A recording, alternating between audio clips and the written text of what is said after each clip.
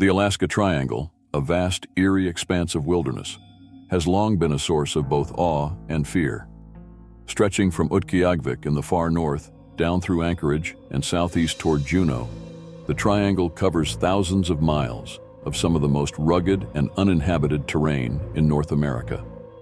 Since the 1980s, more than 16,000 people, planes, and ships have disappeared without a trace in this forbidding region. Like its counterpart in the Bermuda Triangle, the Alaska Triangle has developed a chilling reputation, but its mysteries seem even darker and more elusive. What is it about this place that causes such disappearances? What forces are at work in the deep, silent forests, in the towering mountains, and over the endless stretches of open sky? No one knows for sure. The indigenous people of Alaska, long before the region's mysteries made headlines, spoke of strange occurrences in these lands.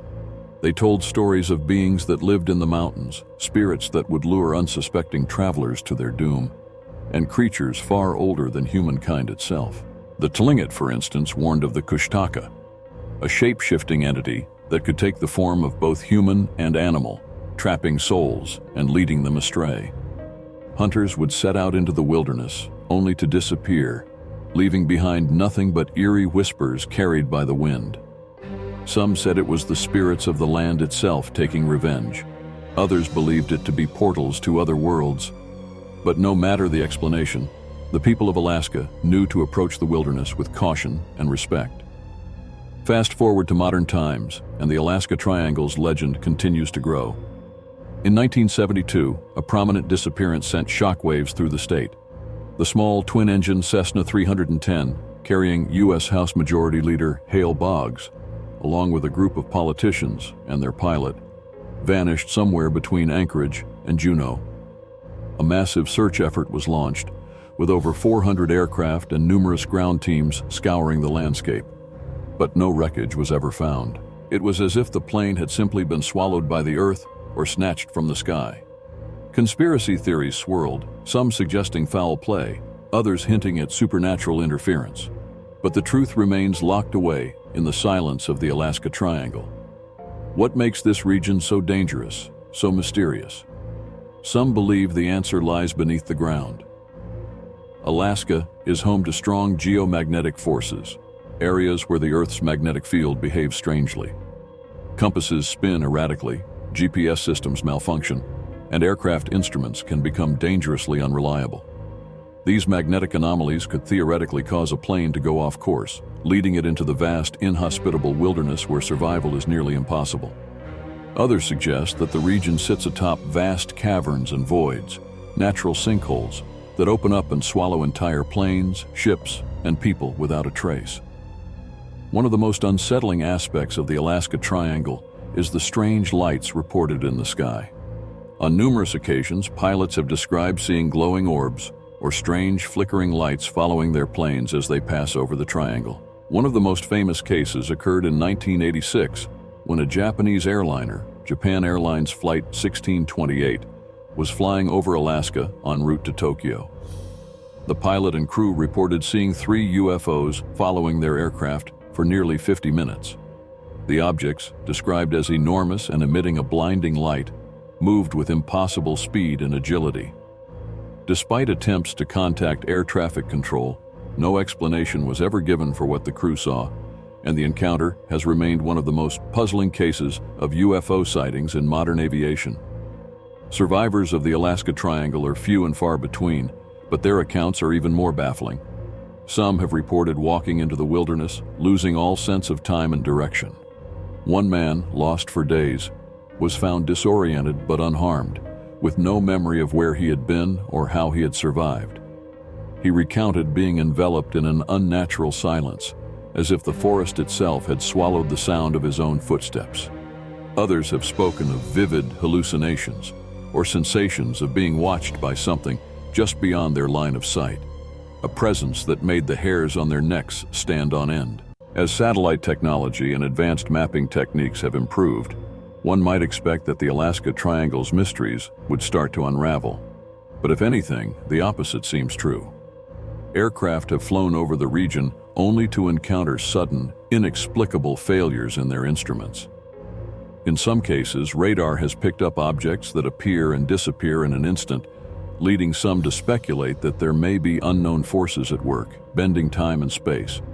Could the Alaska Triangle be a place where the rules of physics, as we understand them, break down? Could there be hidden dimensions or time warps hidden in the snow-covered mountains? Then, there is the theory of extraterrestrial involvement. Alaska's remote location, with its low population density and miles of uncharted wilderness, makes it the perfect place for extraterrestrials to hide. UFO sightings in the region have been well documented, with some claiming that these unidentified craft are responsible for the disappearances. Advocates of this theory point to the strange lights, the magnetic anomalies, and the sheer number of vanished planes and people as evidence that something far more otherworldly than nature is at play. Could alien visitors be using the Alaska Triangle as a testing ground, abducting humans and aircraft to study them? As with all great mysteries, there are no clear answers. Each year, people continue to disappear in the Alaska Triangle, drawn in by its stunning beauty and the call of adventure, only to be met by an eerie silence and an overwhelming sense of dread.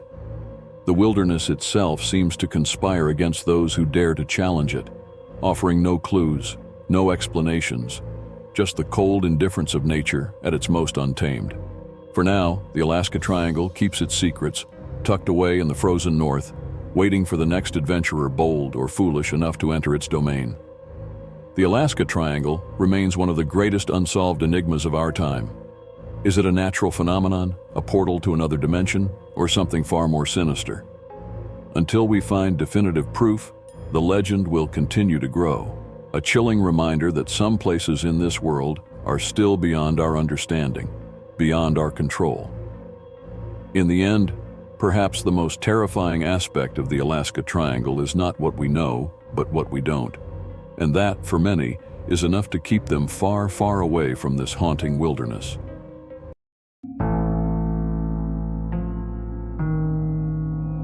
The small, seemingly sleepy town of Skagway, Alaska, tucked away in a remote corner of the Inside Passage, holds within its streets the ghosts of a darker past. At the height of the Klondike Gold Rush in the late 1890s, the town was a bustling gateway to fortune, a place where dreams of unimaginable wealth drew thousands of fortune seekers to its rough-hewn streets. But for every gold nugget found, countless lives were lost, fortunes shattered, and souls damned. Today, the echoes of that tumultuous time linger in the weathered wooden buildings, the creaking saloon doors, and the fog that rolls in off the mountains, cloaking the town in an eerie, unsettling atmosphere. Skagway, they say, is haunted, not just by the memories of the gold rush, but by the spirits of those who never left. One of the most infamous figures to ever walk the streets of Skagway was Jefferson Randolph Soapy Smith, a notorious con man, swindler, and outlaw. During the gold rush, Soapy carved out a criminal empire in the town, preying on the vulnerable prospectors who passed through, eager to make their fortune in the Yukon. With his smooth-talking charm, Soapy swindled miners out of their hard-earned gold and orchestrated elaborate schemes to line his pockets. But his reign came to a violent end in 1898 when he was shot dead in a gunfight on the docks. Yet even in death, it seems that Soapy's spirit has refused to leave Skagway, and visitors to the town today still report chilling encounters with the ghost of the outlaw. The Red Onion Saloon, one of Skagway's most famous landmarks, is said to be a hot spot for paranormal activity. During the gold rush, it served as both a saloon and a brothel, where the laughter of dance hall girls mixed with the raucous shouts of miners fresh off the trails. Today, the Red Onion still stands, preserved as a historic site and tourist attraction. But those who work there, and even some brave visitors, have reported strange occurrences. Footsteps echoing in the empty halls, the faint sound of a woman's laughter drifting down from the upstairs rooms, and doors that slam shut on their own. Some claim to have seen the ghost of Lydia, a former madam of the brothel, lingering in the shadows, watching over the saloon as she did in life. But it is not only the saloon that holds onto its haunted past. Walk down the wooden boardwalks of Skagway, and you might feel the presence of unseen eyes upon you. The wind whistles through the empty streets, carrying with it whispers from long ago, Some claim to have seen ghostly figures walking down Broadway Street late at night. Men in old-fashioned clothes, eyes hollow and faces pale, as if they are still searching for the gold that eluded them in life. Others speak of lights flickering in the windows of long-abandoned buildings, or the shadowy figure of a man in a bowler hat, Soapy Smith himself, watching from a distance before fading into the fog. The ghostly sightings are not limited to the town itself. Just outside Skagway, in the nearby hills, prospectors once carved treacherous paths through the mountains, leading toward the gold fields of the Yukon. Thousands passed through these trails, driven by greed, desperation, and the hope of striking it rich. But many never made it out of the mountains alive. The Dead Horse Trail, as it became known, is a grim reminder of the many animals and men who perished along the way, their bodies left to rot where they fell. Hikers in the area today sometimes report seeing strange apparitions along the trail, figures in ragged clothing, trudging up the path as though forever trapped in their futile pursuit of gold. Some have even claimed to hear the distant sound of hooves, as if the ghostly horses of long-dead prospectors are still carrying their burdens up the trail. In Skagway's cemetery, the stories grow even darker. The Gold Rush Cemetery, tucked away in the woods just outside town, is the final resting place for many of Skagway's most infamous characters, including Soapy Smith himself. But the peace of the graveyard is often disturbed by strange occurrences. Visitors have reported seeing shadowy figures moving between the gravestones or hearing voices on the wind, speaking in low, unintelligible whispers. Some who have ventured there after dark have described an overwhelming sense of unease, as though they were being watched by unseen forces.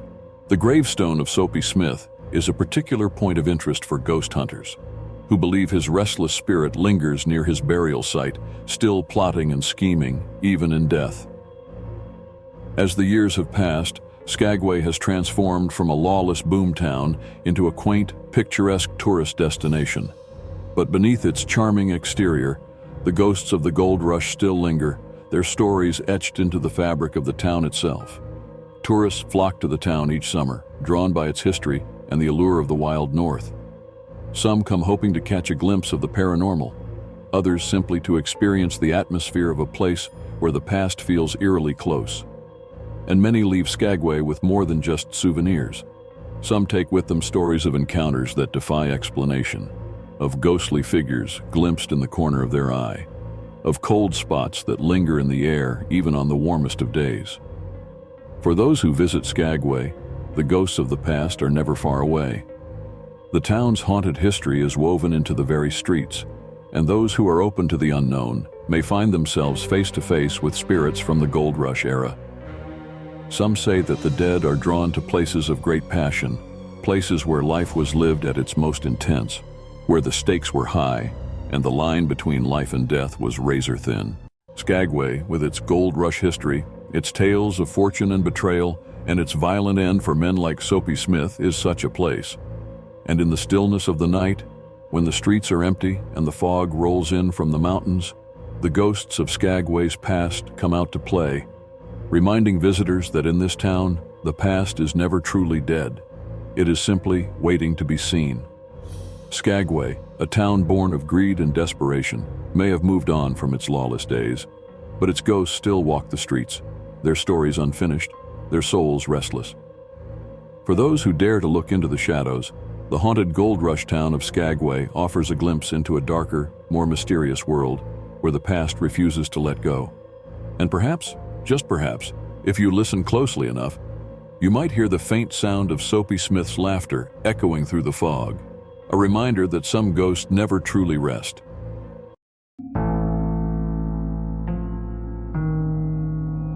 In the deep, untamed wilderness of Alaska, where towering mountains pierce the sky and ancient forests stretch endlessly into the horizon, there exists a legend whispered among the Tlingit people, a legend of a creature so feared, so shrouded in mystery, that even the bravest hunters tread carefully when they hear its name.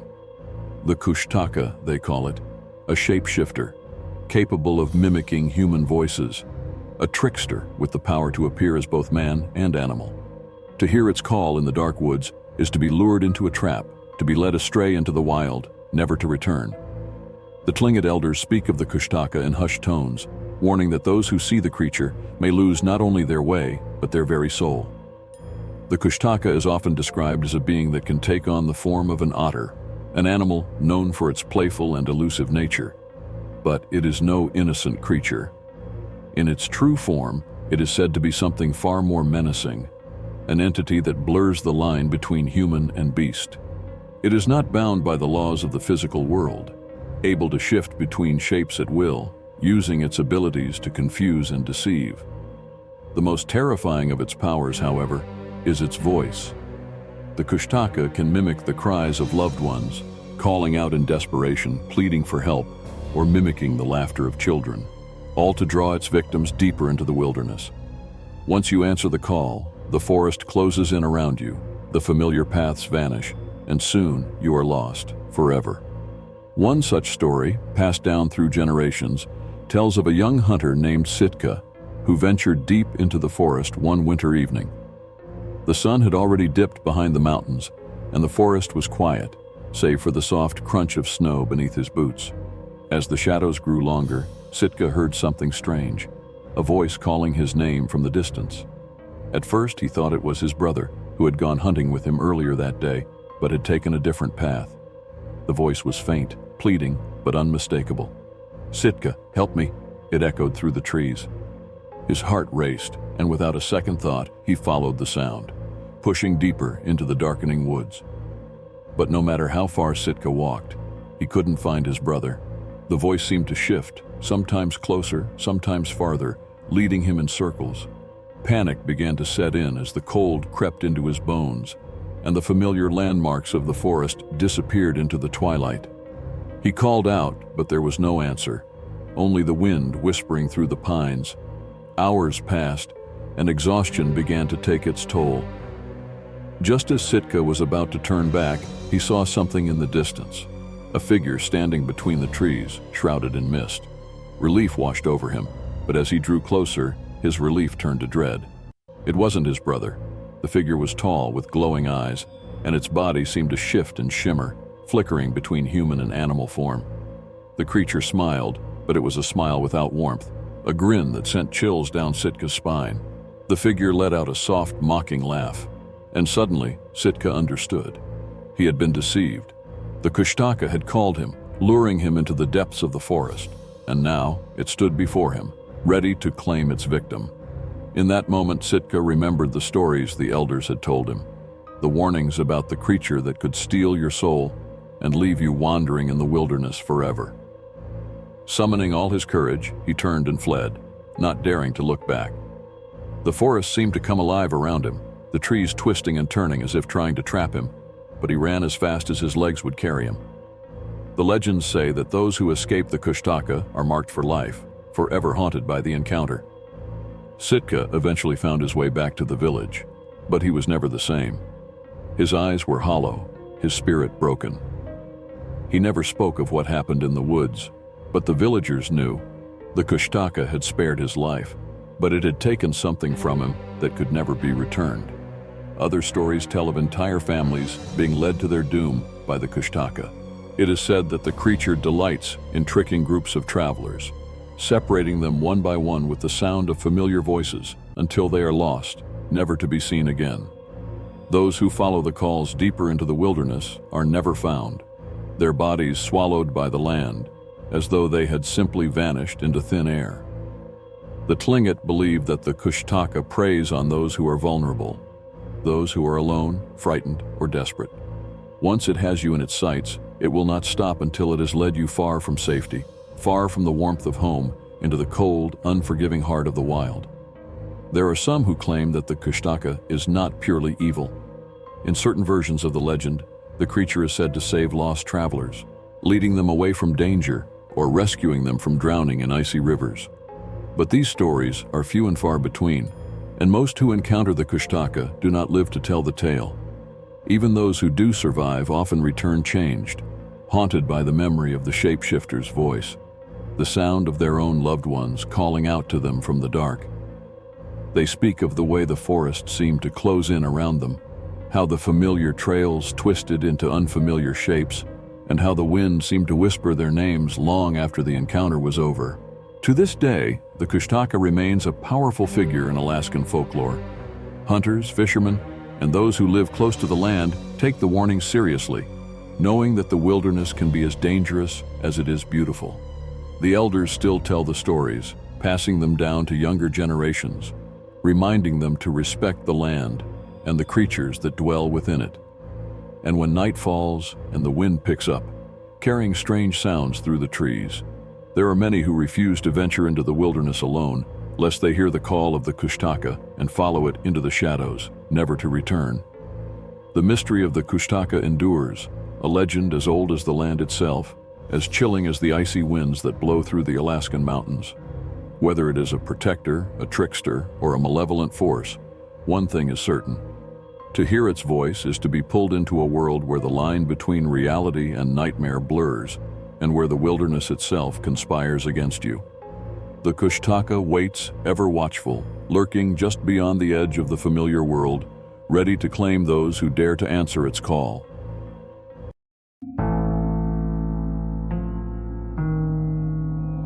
The Arctic is a place of desolate beauty, where the ice stretches out like a frozen wasteland, and the bitter winds carry the echoes of forgotten stories.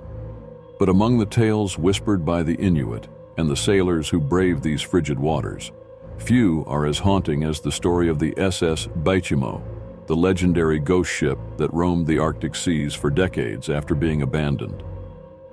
The Baichimo, a steel-hulled cargo steamer, was once a beacon of commerce, but after a fateful storm in 1931, it was left to drift aimlessly through the icy waters of the far north, sighted by locals, explorers, and passing ships, yet always slipping away into the mist before anyone could catch it. The ghostly image of the ship, shrouded in fog, with its decks silent and empty, has become one of the most chilling maritime mysteries of the last century. The story of the Baichimo begins in 1914, when it was built by the Hudson's Bay Company to transport furs and goods between trading posts along the northern Canadian coastline. For years, the ship plowed through the ice-choked waters of the Beaufort Sea and the Chukchi Sea, carrying precious cargo through one of the most treacherous maritime routes in the world.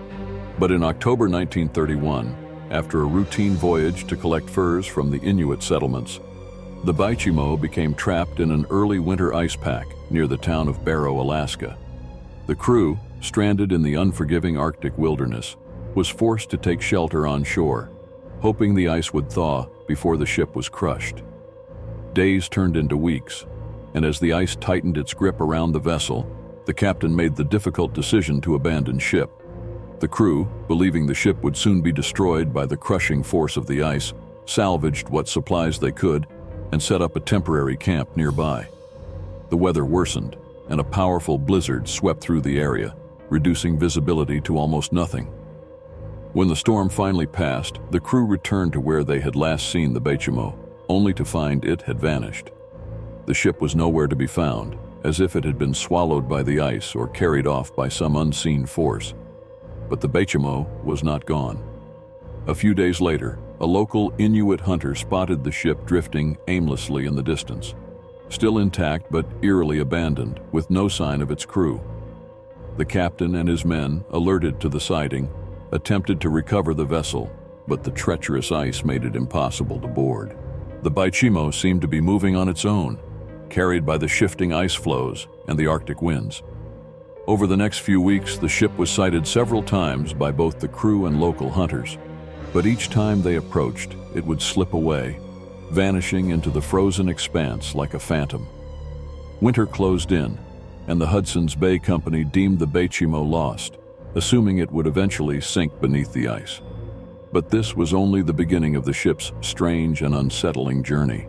Over the following years, the Baichimo would reappear time and time again, drifting aimlessly through the Arctic waters, a ghost ship with no crew, no purpose, and no destination. It was sighted by explorers, traders, and even passing ships, often at the edge of a storm or cloaked in a thick fog. Some described it as a spectral figure looming out of the mist, its hull battered but still remarkably intact, as if defying the forces of nature that sought to claim it.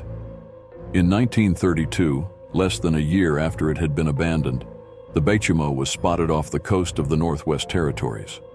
A salvage party managed to board the ship, finding it remarkably well preserved despite the harsh conditions.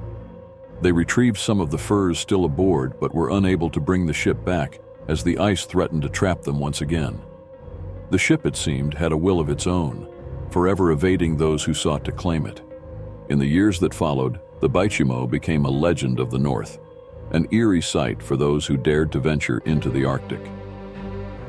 The most chilling aspect of the Beichimo's story is not just that it was abandoned, but that it persisted, haunting the frozen seas long after its time should have come to an end. The ship became something of a ghost itself, a symbol of the unforgiving Arctic, where the line between life and death, between the living and the dead, is thin. Some whispered that the ship was cursed, that it would wander the seas forever, its fate tied to the icy expanse that had claimed it. Others speculated that the ship was being used by spirits or supernatural forces, carried by the currents of the underworld. Sightings of the Beichimo continued into the 1960s, nearly 30 years after it had been abandoned. In 1962, a group of Inuit travelers came across the ship once more, locked in the ice but still upright and seemingly untouched by time. Attempts were made to track the ghost ship, but each time it was seen, it would disappear again, vanishing into the Arctic night as mysteriously as it had appeared. Explorers who ventured into the Arctic would often keep a wary eye on the horizon, half expecting to see the ghostly silhouette of the Beichimo emerge from the fog, a silent reminder of the dangers of the North. By the late 20th century, the sightings grew less frequent, and many believed that the Beichimo had finally met its end, either sinking to the bottom of the Arctic Ocean or becoming irretrievably trapped in the ice. But no wreckage was ever found, and the ship's fate remains one of the great unsolved mysteries of maritime history. Even today, as the Arctic ice melts and previously inaccessible waters are explored, the final resting place of the Beichimo remains elusive, as though the ship continues to evade discovery, drifting forever on the winds of legend. The Beichimo is more than just a ghost ship. It is a symbol of the harsh, untamable forces that rule the Arctic, where even the strongest steel and the most determined human spirit can be humbled by the ice. For decades it sailed on, a phantom on the frozen seas, glimpsed only in fleeting moments by those who braved the Arctic's desolation. Whether it has finally found its resting place or still drifts in some forgotten corner of the icy North, the Beichimo remains one of the most chilling tales of the sea, a reminder that some mysteries are destined to remain unsolved, lost to the cold, unforgiving embrace of the Arctic.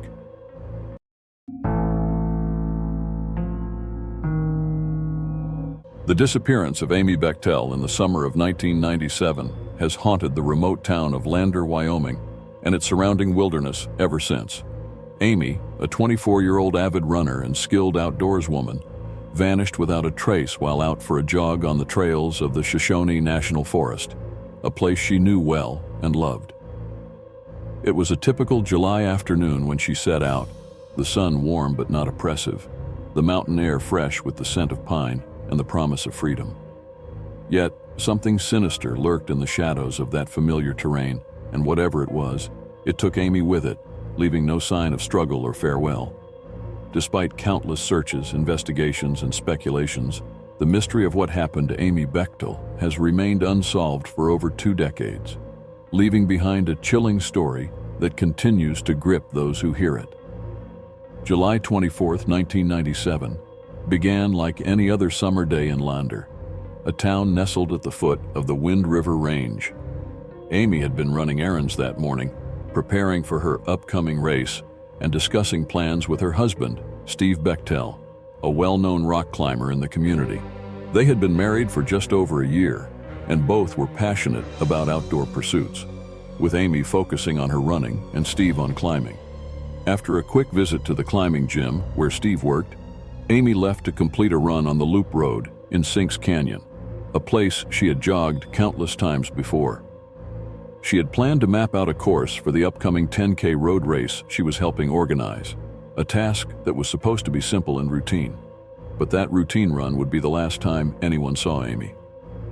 When she didn't return home by late afternoon, Steve initially thought little of it, assuming she had extended her run or perhaps decided to stop by a friend's house. However, as the sun began to set and darkness crept over the mountains, worry set in. Steve started making calls to friends and local contacts, but no one had seen Amy. His concern quickly turned to fear, and by nightfall, a full-scale search was underway.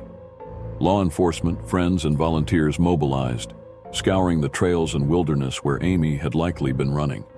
Her car, a white Toyota Tercel, was found parked at a turnout near the trailhead, keys still inside. This gave the searchers hope that she was nearby, perhaps injured or lost in the thick forest. Search dogs were brought in, helicopters flew over the area, and teams on foot combed every ravine, every side trail, every patch of dense undergrowth. But there were no footprints, no clothing, no sign of a struggle. Nothing to suggest where she had gone or what might have happened to her. It was as if Amy had been plucked out of existence, leaving behind only her car and a growing sense of dread. As the search stretched into days and then weeks, the situation became even more baffling. Amy was no novice to the outdoors. She had run these trails many times and was well aware of the dangers that the wilderness could pose. If she had fallen or been injured, surely something would have been found by now. But despite the extensive search efforts, the only thing the teams came back with was more questions. The longer Amy remained missing, the more people began to speculate about foul play. How could someone so familiar with the terrain simply vanish without leaving a single clue? The first suspect in any missing persons case is often someone close to the victim, and soon attention turned to Steve Bechtel, Amy's husband. Despite his active involvement in the search efforts, some began to question his role. The couple had been married for just over a year, and while friends described them as happy, rumors of strain and tension in their relationship began to surface. Some speculated that a marital dispute had led to violence, but there was no concrete evidence to support this theory. Steve was cooperative with the investigation, passing a polygraph test and maintaining his innocence throughout. However, the cloud of suspicion hung over him for years, dividing the town between those who believed he was innocent and those who thought he knew more than he was letting on. As the investigation continued, a new lead emerged. A witness reported seeing a suspicious white truck parked near the area where Amy had disappeared. This sparked a new theory, that Amy had been abducted by someone who had been lurking along the remote roads of the forest. The description of the truck was vague, and despite a widespread search, the vehicle was never located. The idea of a stranger snatching Amy off the trail seemed possible, but it raised more questions. How could an abduction have occurred in broad daylight without anyone noticing? The wilderness was vast and empty, but it was also a place frequented by hikers, campers, and runners. Someone should have seen or heard something. As the months dragged on, the search for Amy faded. The official investigation remained open, but leads grew colder, and the search teams disbanded. The Bechtel family, however, refused to give up hope. They organized vigils, printed flyers, and appealed to the public for any information that might lead to Amy's whereabouts. But with each passing year, hope dwindled, and the community was left grappling with the unsettling realization that Amy might never be found. In the years following her disappearance, the case turned into a cold mystery, with each potential lead falling into a dead end. Despite the best efforts of the authorities, Amy's fate seemed destined to remain one of the great unsolved mysteries of the wilderness. Even as the years slipped by, strange sightings and whispers of possible explanations for Amy's disappearance would surface. Some speculated that she had met with foul play at the hands of a stranger, a random act of violence in the wilderness. Others believed that she had been lost to the elements, possibly injured in a remote section of the forest where no one would think to look. Some even floated the theory that she had chosen to disappear, seeking an escape from her life, though those who knew her best rejected this notion outright. None of these theories could be substantiated, and without evidence they remained just that, theories. One of the more disturbing aspects of Amy's disappearance is the landscape itself. The Shoshone National Forest, while breathtakingly beautiful, is vast and unforgiving. Its dense woods, rocky terrain, and hidden ravines could easily conceal a body, leaving no trace behind. The mountains seemed to swallow up whatever evidence might have been left, turning the forest into a cryptic and silent witness to whatever happened that day. Locals began to speak of the forest with a new sense of wariness, knowing that it had taken Amy and offered no explanation in return. The very trails that had once been Amy's sanctuary became, in the minds of those who searched for her, a place of eerie silence and unspoken secrets. As time went on, Amy's story became part of local lore, a chilling reminder of how quickly a person can disappear without a trace, even in a place they know so well. People who hike the same trails today occasionally stop at the turnout where her car was found, wondering what happened that day, imagining her running the same paths, unaware of the dark fate that awaited her. Over the years, the case has attracted attention from true crime enthusiasts, paranormal investigators, and those fascinated by unsolved disappearances. Each new generation that hears the story adds their own layer of speculation, but the truth remains elusive. Today, more than 2 decades later, the mystery of Amy Bechtel's disappearance still lingers. The official case file remains open, and every now and then, a tip will come in, sparking a renewed interest in the case. But without new evidence, Amy's fate seems destined to remain one of the many unsolved mysteries that have emerged from the wilderness. To those who loved her, the not knowing is perhaps the most unbearable part, the endless wondering of whether she met with an accident, foul play, or something else entirely. The haunting question of what happened to Amy Bechtel has left an indelible mark on the town of Lander and the forest where she was last seen, a place that now seems forever intertwined with the mystery of her disappearance. The disappearance of Amy Bechtel remains a chilling reminder that even in the places we know best, there are forces beyond our control, places where the wilderness takes what it wants and offers no answers. For those who remember her, Amy's spirit lives on in the search for the truth, but the forest, vast and silent, holds its secrets close, and it may never reveal what truly happened on that fateful summer day in 1997.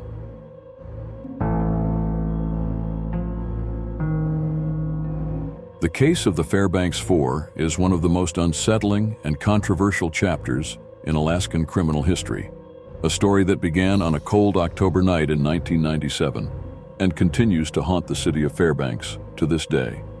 It is a story of 4 young men, George Freeze, Eugene Vent, Kevin Pease, and Marvin Roberts, who were convicted of a brutal murder they insisted they did not commit. For nearly 2 decades, the case stirred emotions and raised troubling questions, not only about the fairness of the Alaskan justice system, but also about what truly happened that fateful night. The men, all of Alaska Native or Native American descent, were accused of beating 15-year-old John Hartman to death on a downtown street. But the facts of the case, the evidence, and the confessions that led to their conviction were riddled with inconsistencies, casting a dark shadow over Fairbanks and leaving lingering doubts about whether the true killers had gone unpunished.